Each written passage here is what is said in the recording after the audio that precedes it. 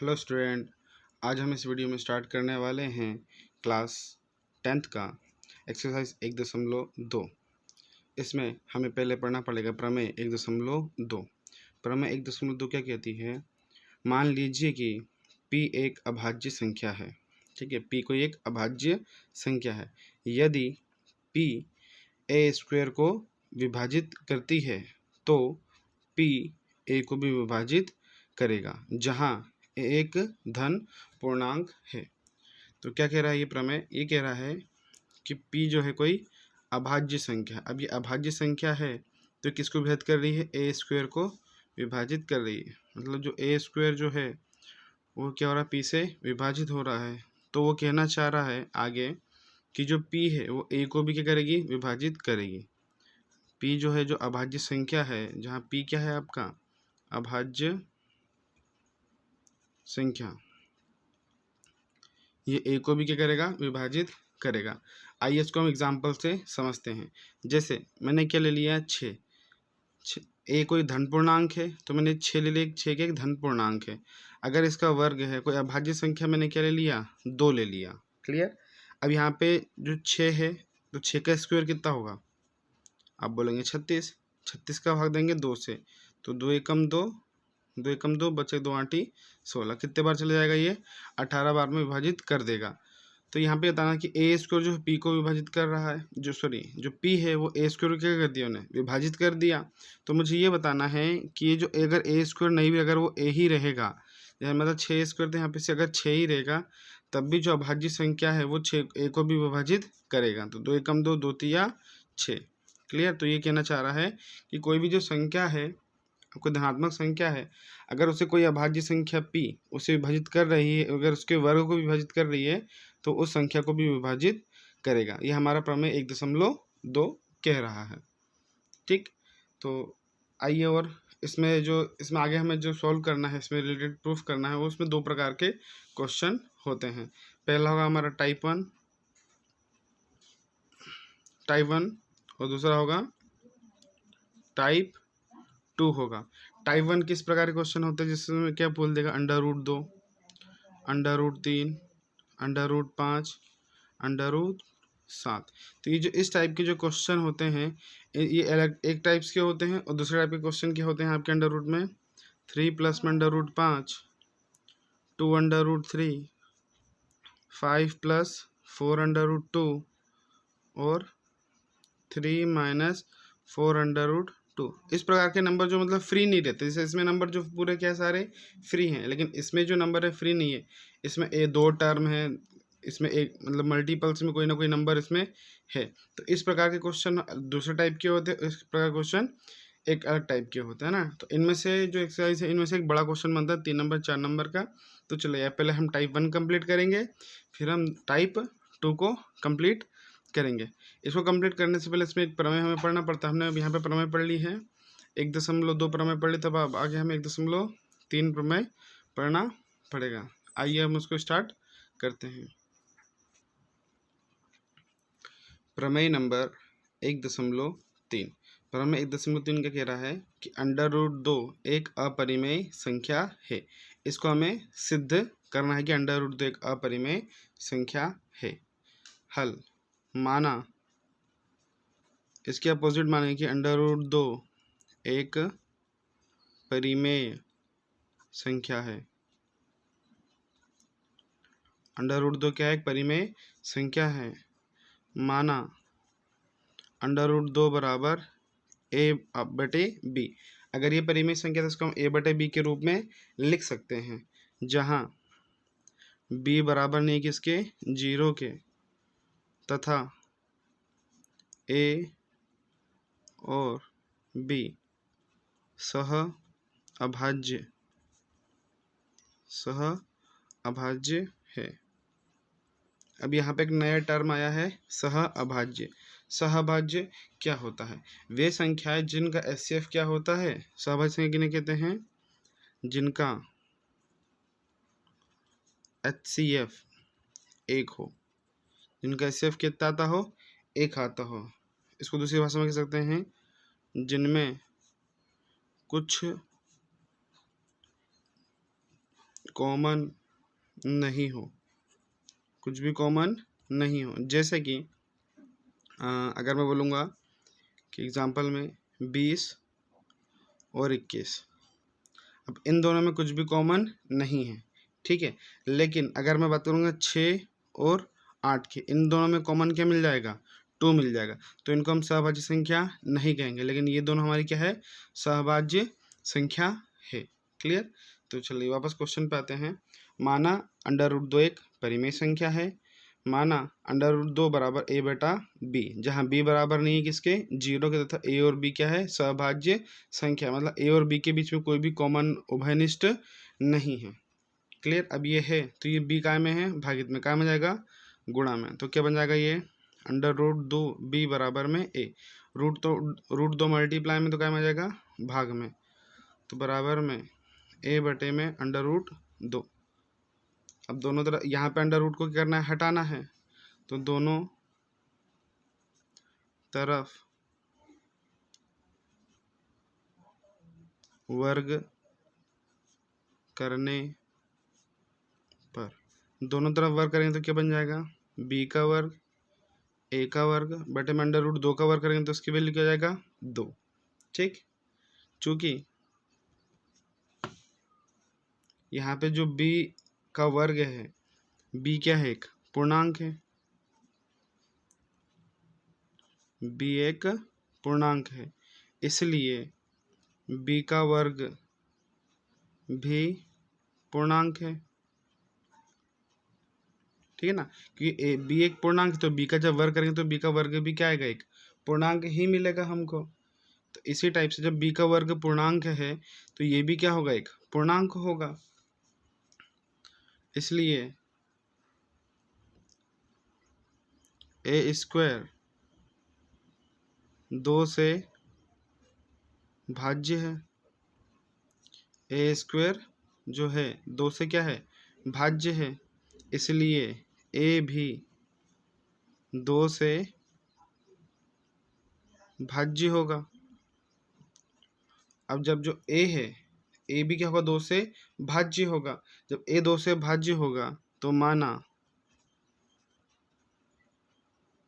a बटे 2 बराबर में क्या मिलेगा, मुझे c मिलेगा। अगर जब a² जो है 2 से भाज्य है तो a भी 2 से भाज्य हो, जब 2 से भाग जा देंगे तो कोई ना कोई हमें नंबर मिलेगा, कोई भी एक संख्या मिलेगी, पूर्ण संख्या, पूर्णांक मिलेगा। तो माना कि a से जब हम 2 में भाग देंगे, 2 से जब a में भाग देंगे तो हमें क्या मिलेगा, c मिलेगा। ठीक। जहाँ पे c क्या है, c एक पूर्णांक है, c एक पूर्णांक है, तो ये 2 काय में है, भागित में, काय में जाएगा, गुणा में, तो a बराबर कितना जाएगा, 2c। समीकरण नंबर, अच्छा इसका नाम समीकरण नंबर 1 है और इसका नाम समीकरण नंबर 2 है। अब a का मान जो है, a का मान कितना आ गया, 2c आ गया, तो a का मान काय में रखेंगे, समीकरण नंबर 1 में रख देंगे। तो यहाँ पे लिखेंगे समीकरण 1 में, समीकरण 1 में a का मान रखने पर, a का मान समीकरण 1 में a का मान रखेंगे, 2c की वैल्यू यहाँ पे पुट करेंगे, तो क्या बन जाएगा, b का वर्ग बराबर 2c का वर्ग बटे में 2, तो b का वर्ग बराबर 2 का वर्ग कितना हो जाएगा, 4, और साथ में c का वर्ग बटा में 2 एकम 2, 2 दूनी 4, तो b का वर्ग बराबर कितना जाएगा, 2c का वर्ग, 2 गुणा में तो क्या में चले जाएगा, भाग में, तो b का वर्ग बटे में 2 बराबरी से c का वर्ग, तो c का वर्ग बराबरी से b का वर्ग बटे 2। c क्या है, एक पूर्णांक है, चूँकि c एक पूर्णांक है,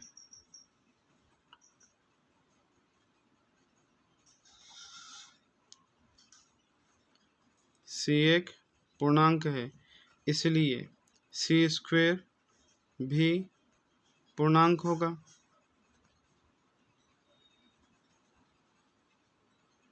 इसीलिए b²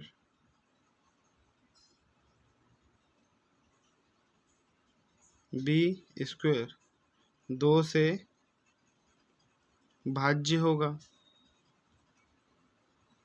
इसीलिए बी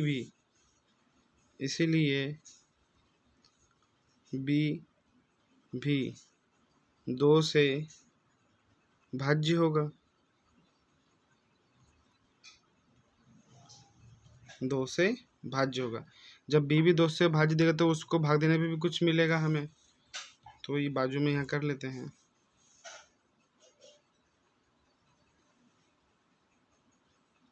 ठीक है, तो बी से भाग जाएगा, तो जब बी से 2 में भाग देंगे तो हमें कुछ ना कुछ पूर्णांक मिलेगा, तो हमें पूर्णांक क्या मिल जाएगा, डी मिल जाएगा।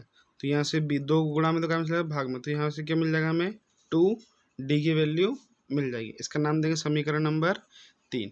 तो समीकरण 2 और समीकरण 3 में यहाँ पे क्या ए का मान कितना आ गया, 2c आ गया, और बी का मान कितना आ गया, 2d आ गया, जहाँ पे d क्या है, d एक पूर्णांक है।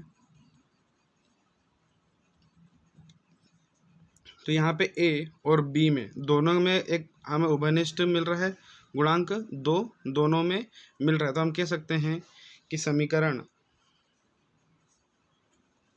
2 व 3 से स्पष्ट है कि ए व बी में 2 एक उभयनिष्ठ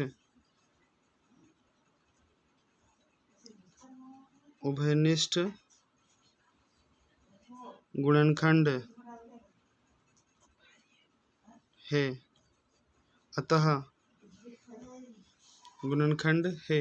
अतः ए व बी सह अभाज्य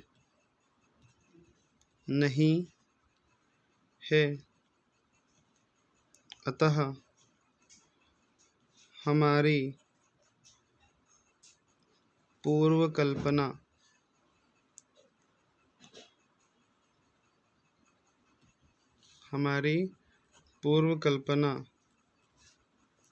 गलत है, अतः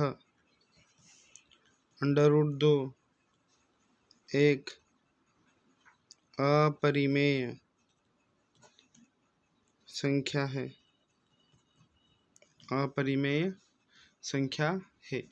अच्छा, ये इसको अब एक बार फिर से रिवीजन कर लेते हैं।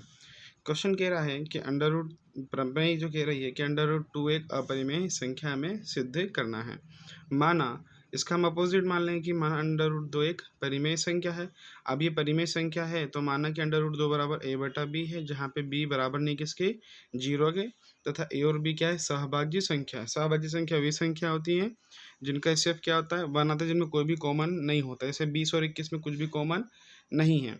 इसके आप जब अभाज्य गुणनखंड निकालेंगे तो इन दोनों में कुछ भी कॉमन नहीं मिलेगा। और जैसे जब 6 और 8 का जब अभाज्य गुणनखंड निकालेंगे तो उसमें आपको कॉमन क्या मिल जाएगा, 2 मिल जाएगा, जिस कारण से ये सहभाज्य संख्या नहीं है, क्योंकि इनमें एक उभयनिष्ठ गुणनखंड 2 मिल चुका है आपका। इसी टाइप से यहाँ पे अपन क्वेश्चन में आएंगे तो ये b काय में है, भागित में, काय में जाएगा, गुण में, तो √2 b बराबरी में a, 2 गुणा में है तो काय में आ जाएगा, भाग में। ठीक, अब दोनों साइड क्या कर लेंगे, वर्ग, यहाँ से हमें इसको √ को हटाना है, तो दोनों तरफ वर्ग करने पर तो b का करेंगे तो b स्क्वायर, a का करेंगे तो a स्क्वायर, यहाँ से √ हट के 2 मिल जाए। समीकरण नंबर 1 इसको दे देंगे। चूँकि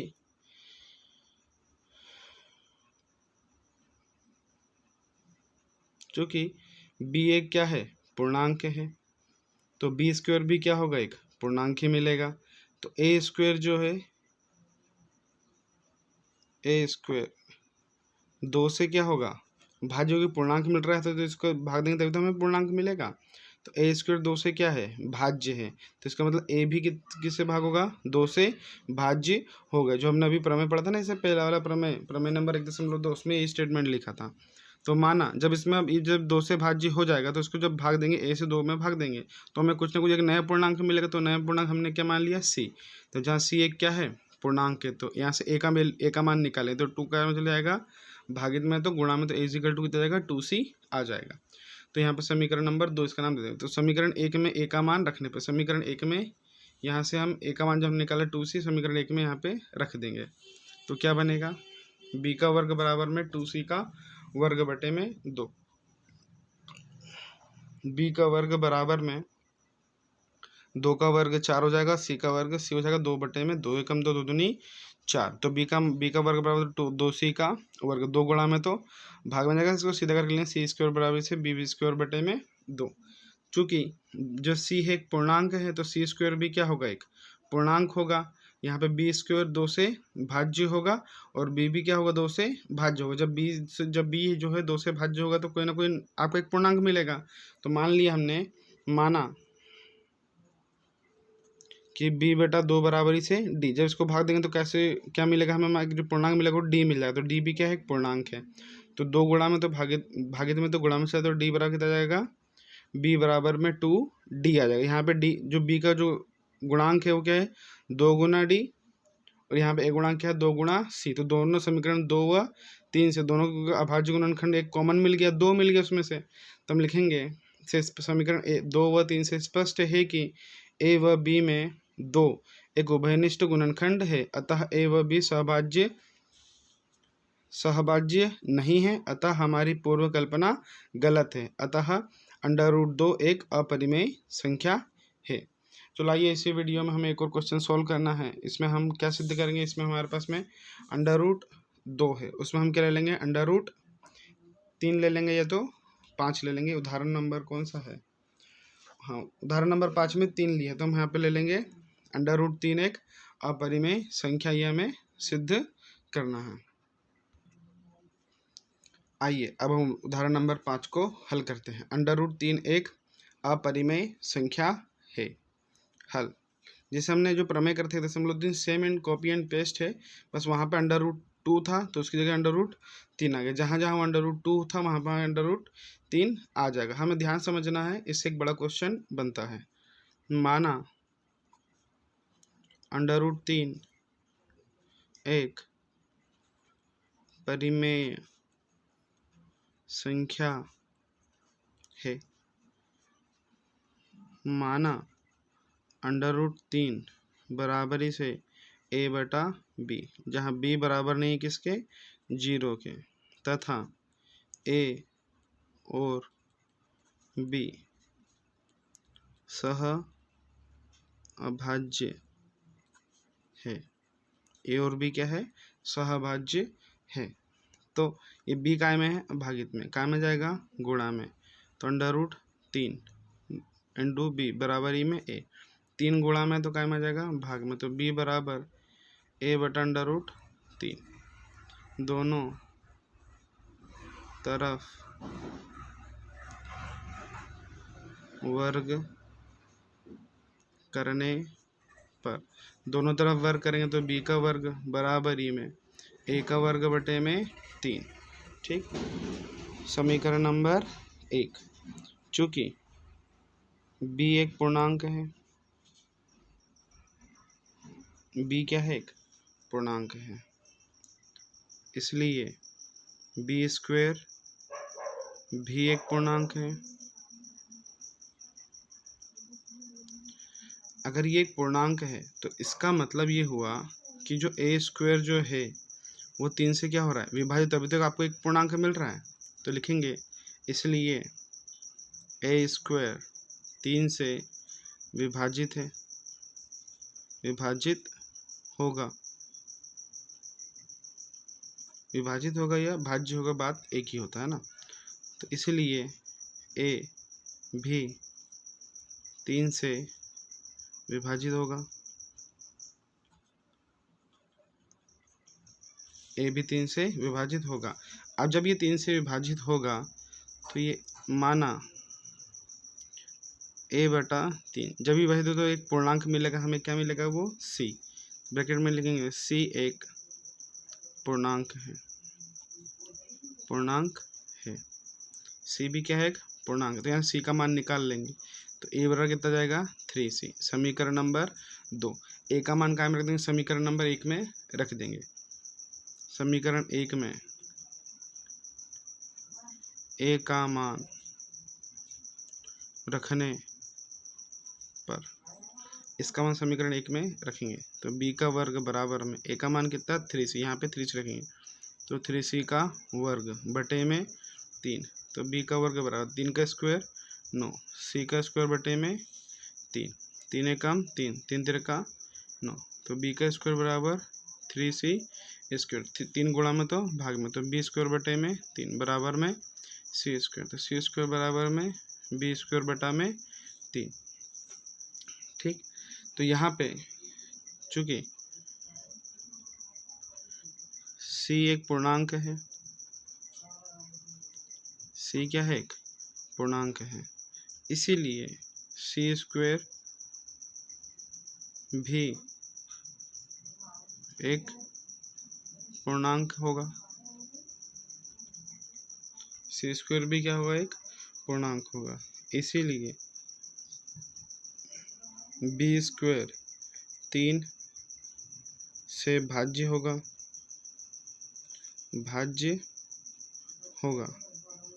इसीलिए b भी 3 से भाज्य होगा।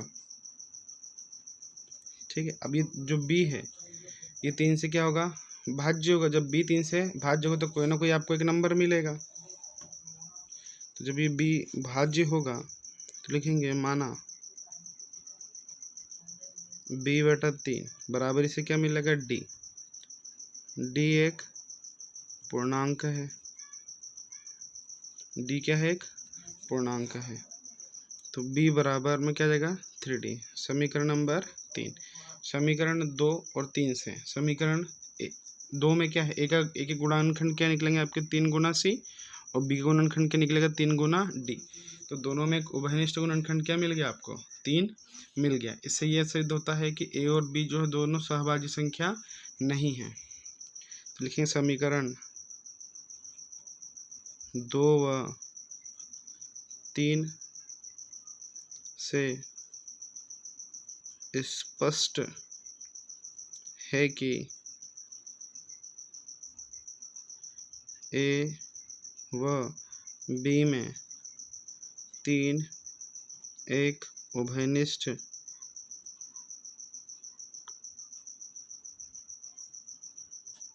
उभयनिष्ठ गुणनखंड है।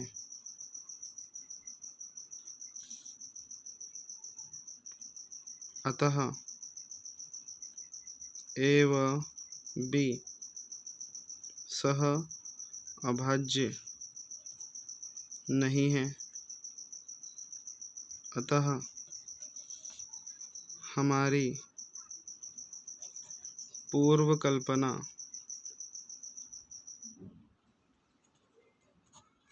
गलत है। हमारी पूर्व कल्पना का मतलब ये है कि हमने स्टार्टिंग में जो माना था कि √3 एक क्या है, परिमेय संख्या है, तो जो हमने अज्यूम किया था वही हमारी कल्पना क्या है, गलत है। अतः √3 एक अपरिमेय संख्या है। ठीक है, इसी टाइप से इसी का क्वेश्चन नंबर 2 आपकी प्रश्नावली 1.2 में जो प्रश्न क्रमांक आपका पहला है कि सिद्ध कीजिए कि √5 एक अपरिमेय संख्या है।